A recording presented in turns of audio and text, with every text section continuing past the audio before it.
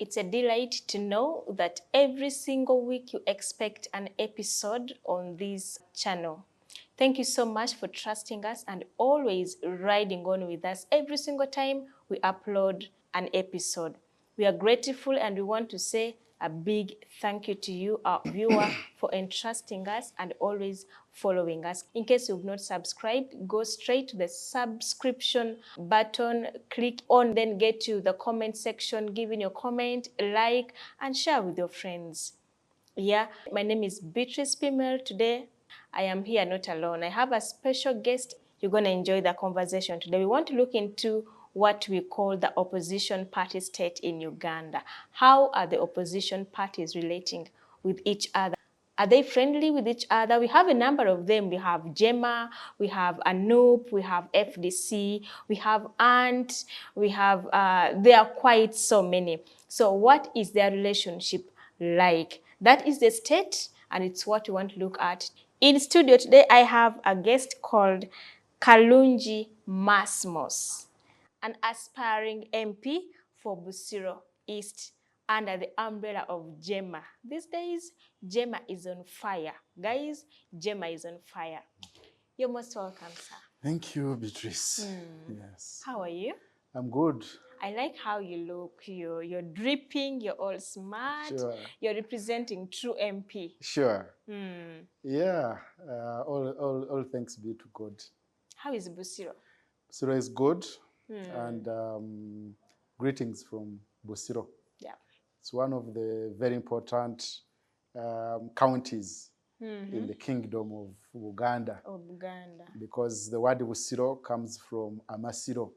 And Amasiro is tombs. Yeah. So majority of the tombs for the king's grandfathers and fathers is in Busiro. So the people in Busiro are Baganda.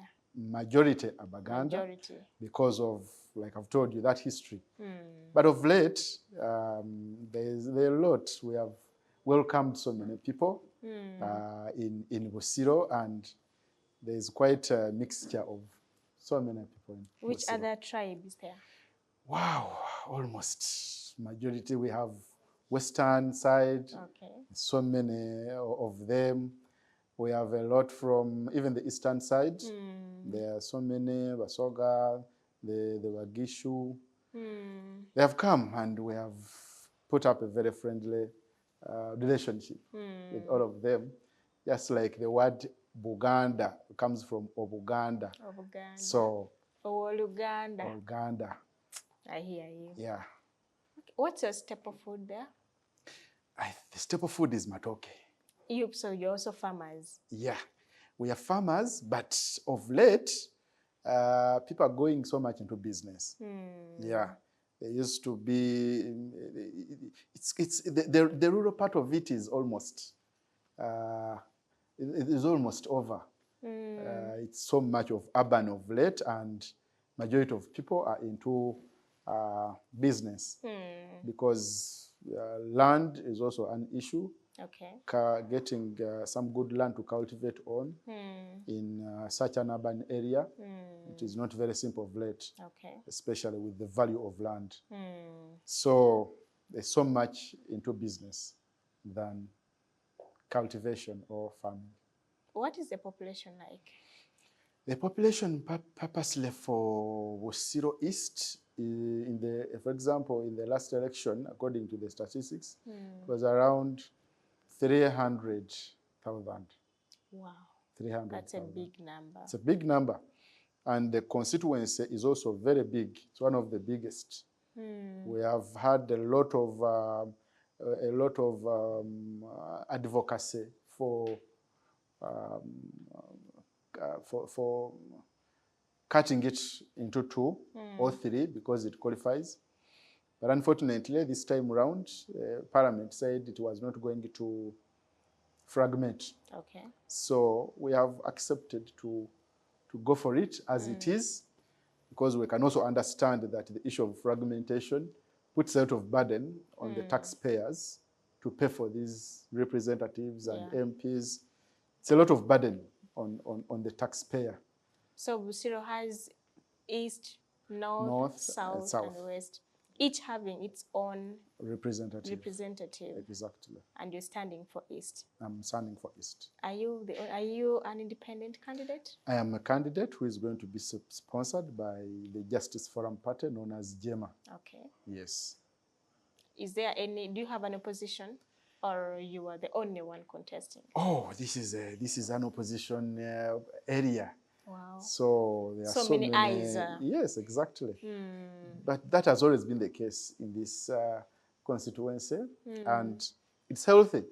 And I'm ready to put my agenda on table. Okay. And I believe I'm the best to take it on. Wow. Exactly. Speaking about JEEMA, recently I was having a conversation with someone, and they said when JEEMA was launching their manifesto, the population was filled with National Unity Platform. What is the relationship between JEEMA and NUP? Yeah, you see, in 2018, when our president, Basari Rasman, there was a by-election in Wujiri, and he had taken quite some good time trying to come to parliament, and he had not made it, like 3 or 4 times. So they put up a new constituency called the Wujiri municipality, and he went for it, and the majority of people in the opposition supported him. Of course, others didn't support him, but distinctively, the president of NUP, His Excellency Robert Kyagulanyi Ssentamu, came and supported him with all his mobilization skills and vibe, you know, and then he made it to parliament. And since then, we got a very good and strong relationship with NUP, because they were part of the struggle of our president and coming into parliament. Because in the last election of 2016, we had not made it to parliament, because we had been represented from 2006 up to 2016 by the late Haji Hussein Chanjo. Okay. So 2016, he said he was not going, in 2016, he said he was not going to seek for re-election. So we didn't get any MP. So via a by-election from Wujiri, we got an opportunity, and President Kyagulanyi came and supported our candidate, and he made a very significant mark on the Justice Forum. We can never forget. And if we forget, we would be just not serious people. So that is how the relationship starts from there. Then from there, 2021, they never fielded any person in Wujiri municipality against President Basarirwa. Okay. The NUP people didn't present any person. That was also a good gesture for our relationship, because under multi-party, they had a chance. They could have put any person they wanted against him. But they made that bond even more closer when they never fielded a candidate against him. And that is the brief history of the target was to send him. Yeah, they were literally giving him a very soft landing so that he comes back to parliament. Do you see that kind of relationship elsewhere, where opposition parties relate together to say, because we have JEEMA in this region or this constituency, let's not have FDC, or let's not have ANT here, let's keep it JEEMA, unless where they're seeing maybe, let's say, NRM, the dominant of the current party there, so they would want to send their own. Do you see such kind of relationship? Yeah, it has been there some time back, but it's very complicated, because every party feels like they want to be represented in parliament. So every party wants fighting. You know, this political space is fought for. Yeah. Because for every MP that you get into parliament, the political party, you earn every quarter 25 million shillings for every MP that you get into parliament as a political party. So if you have 10 MPs, that is 25 times 10. Times 10. Wow. If you have 50, like NUP plus, then you can make the mathematics. 50 times 25 million every quarter. Where does that money go to?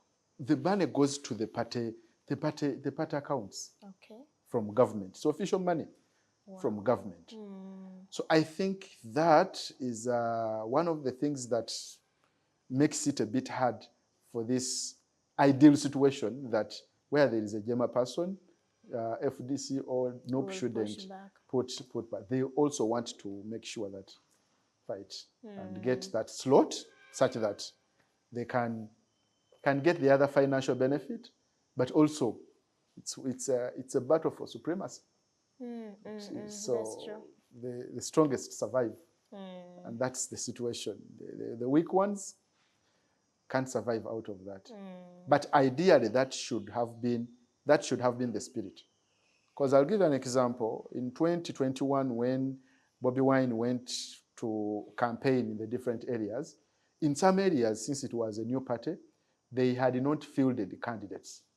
So he went on even supporting people of other parties in those areas. Some were on DP ticket, some were... I'll give an example. I think is it Koboko, where the son of Ayume, Francis Ayume, he's NRM. When Bobi Wine went to campaign there, NUP didn't have a candidate there. He said, please support Ayume for MP to come. He's a good man, but he was NRM. In other, yes, exactly. In other areas where he found some strong FDC people, he didn't field. But that was the beginning. By now, after 5 years, they have consolidated and they can field everywhere. So it's a battle. During that time when Kyagulanyi was pushing for an NRM individual, was it a good intention? It was not a good intention, but I think he made his research in the area and realized that this guy was popular. He was too popular. And remember, he was coming from a very good family, historical family. The Francis Ayume family. Francis Ayume was one of the first speakers of parliament. So the person was popular, and that clearly sends a signal that even when we are in opposition, not everyone in NRM is bad. You would find some areas where we can appreciate some of them individually, individual merit, their individual merit. They can stand on their ground and look at the truth as the truth and nothing but the truth. So they are worth the support of opposition as long as they can see some things clearly.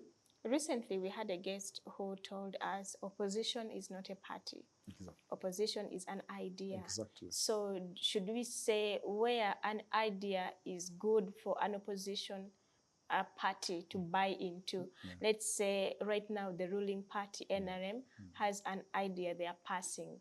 Then the idea seems good, let's say to NUP and any other opposition party. Can they buy into that, or they still stick to say opposition must have their own idea? Yeah, you see, there are areas where, as Ugandans, we can find a common interest. There must be those areas, and that is the purpose of institutions like IPOD, Interparty Organization for Dialogue, that there must be those areas or subjects where, regardless of our political parties, we agree that we can agree on some areas.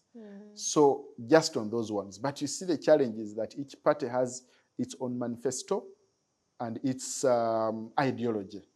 So it's not very simple to just fit in other people's ideology and principles.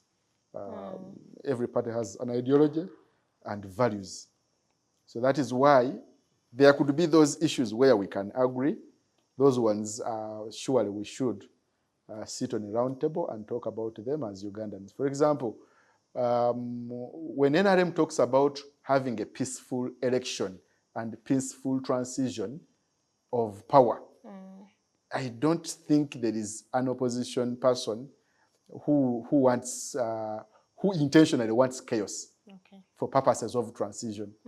So we can agree, all of us, that we want a peaceful transition. Whatever it takes to keep peace during the election period, we agree. Are you sure opposition can come together in agreement with the ruling party? Exactly, like on that area, because there is no There's no other option. The Constitution is putting for us a constitutional option as go to the election and you can have a peaceful transition. So on that one, we could all agree. But then we could disagree.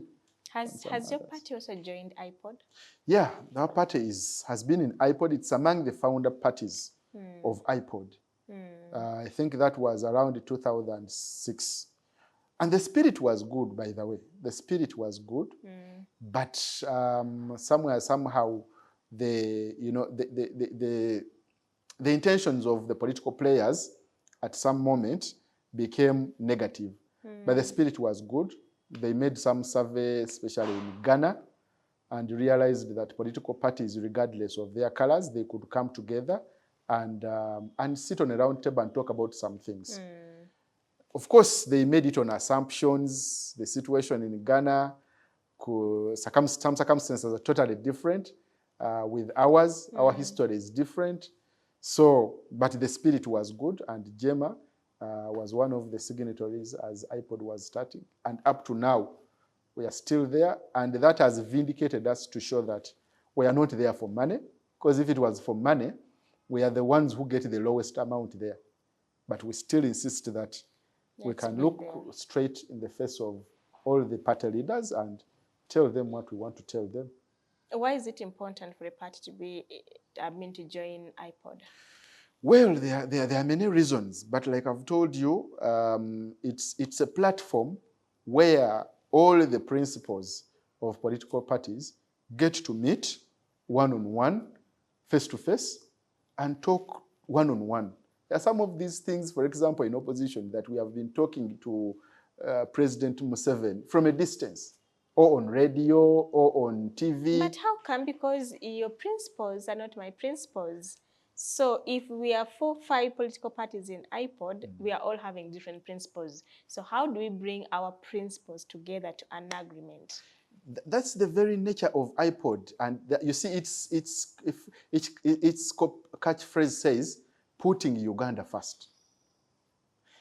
So they are trying to put up a situation that even when you have different principles, even when you have different issues, there are some things that we can agree on and put our country first. And I've given you an example of a peaceful election. We can all agree on that surely we need a peaceful election. So far, what have you agreed on in IPOD? Yeah, for example, like I've told you, that is one of them. Secondly, we have agreed on the issue of financing political parties. Because at the beginning of the entry of political parties, I think the president just agreed for purposes of, there were external forces why he agreed to accept political parties. But his will was not good. And that is why it took him very long to believe that it is necessary to support political parties. But after sitting down in those IPOD meetings, the president started to realize that it is important to build these political party institutions where people feel comfortable so that we can grow our democracy. And from there, the parties started to receive funding to assist them in some activities. Sorry to take you back. Do you mean all the parties in IPOD have agreed to have peaceful transition of power? Have they agreed? Exactly. Is it what we want, what we wait to see in 2026? That's what peaceful? Exactly. Exactly. Okay. Yeah. At least, like I've told you, there are not so many grounds of agreement. But at least... Does the current political atmosphere speak into that? Well, you can realize that even when you look at this election, the atmosphere has toned down. The other election of 2021, there was a lot of brutality from the state, especially on the new president. But now you realize, if you are very keen following, you can realize that he's let free to go and campaign. There are not so many disruptions. Of course, there are disruptions here and there to change routes and what, but at least it is not to the other extent. What changed? I think, like I've told you, these are some of the things that are talked about in IPOD. that please, let someone campaign freely. Political parties have told this to the president. Let someone campaign freely. The more you put a lot of brutality on him, is the more you are giving him a lot of sympathy and elevation. So as fruits of that, those iPod meetings, the state has also realized that we can tone down, don't put up. If you can look at just the situation that happened in Kawempe North by-election. Yeah. So at least you can see that for now, we can only credit them for now. You see, in politics, even one day is too big. Yeah. You can only wait until another day unfolds and then till the end. So slightly, you can see that there is some peace in election. Unlike in 2021, where a presidential candidate like His Excellency Robert Kyagulanyi had to campaign with a bulletproof. That was a very strong message. Wasn't that a strategy? It was a strategy, of course, but at the same time, they had put up a situation that makes his strategy get recognized. But it was sending a message that the election, the process was not peaceful, and therefore he had to struggle for his life to that extent. For now, he has not yet. It's not yet. So at least you can see at least a difference. Yes. Generally, how would you describe the relationship that exists in opposition parties? The relationship is not very cordial as we would have wanted it. But there are very many factors that have contributed to that. There is an invisible hand. There is an invisible hand which comes into these opposition parties to disrupt them. Of course, like I've said, invisible. If you look at the situation in FDC, how they separated with between FDC and the creation of PFF. After the election, there started to be allegations that some money had come into FDC to assist FDC in the process of campaigning. So a certain group was accusing another group of having accepted that money. And the group was saying, no, we didn't get that money. But the whole issue was about an invisible hand, which brought some money, which was taken to be suspicious.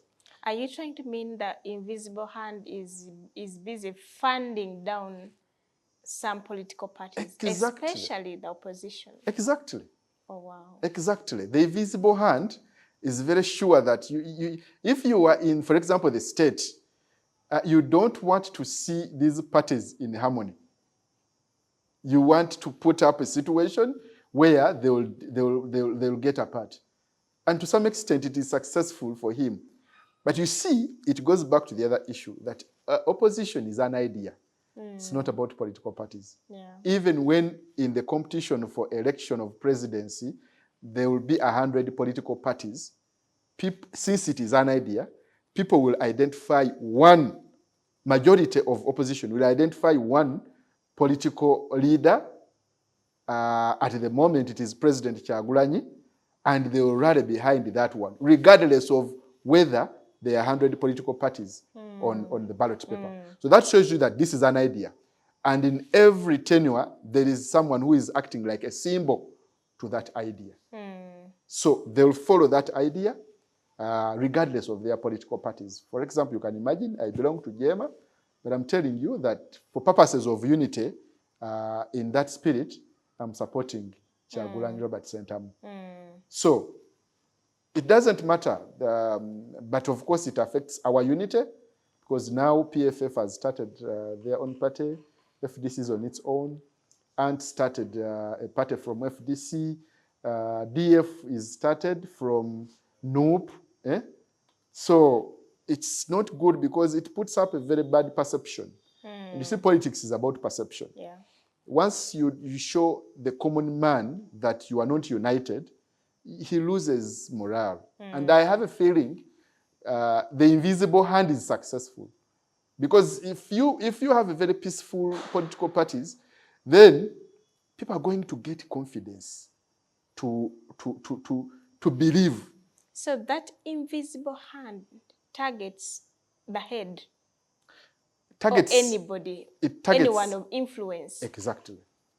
People of influence in different political parties. So you can be the president of the party, yes, but you have no influence. Exactly. And I am maybe the secretary, I have a bigger influence. Exactly. So I will be the target. Exactly. They will look at those parties and realize that there are some fanatics who cannot easily change. Then they will target some. For example, a political party could have like 4 heads. You have a president, secretary general, chairman, and maybe treasurer general. That could be the order of the most powerful. But then if they can manage to get, for example, the secretary general and the president, even if they don't get the others, these two, for example, the secretary general runs the day-to-day activities of the party. He's almost like the mouthpiece of the party. So is the target of this invisible hand to divide the party or to buy off the person with influence? To divide the party. By buying off the other person of influence, they are dividing the party to have 2 different alternatives or opinions. So the party cannot have, party cannot unite on so much of the resolutions. Because the other ones have taken a different direction. And therefore, when it comes to issues of agreement as a party, because the other ones have been infiltrated, they will make sure they don't take the party position. And in so many times, when they start to feel uncomfortable, then they will break off. Because they feel... But also by the time this invisible hand is buying you or is contaminating you, that means even you yourself, you're not strong enough for the party. Exactly. It goes back to individual, you as an individual. Yeah, by the time, because there are people who have been targeted and they have stayed focused. So it goes back to you as a person, and you see his invisible hand will come and hit you especially in your weak areas. For example, they wake up in the morning and identify that you have, for example, a sick son, sickle cells or cancer. You want to take your son to India. You need 250 million shillings. That is a lot of money to really support that medical problem. So at that moment, they'll strike and give a hand. And we are all at the weakest, in most cases, with family.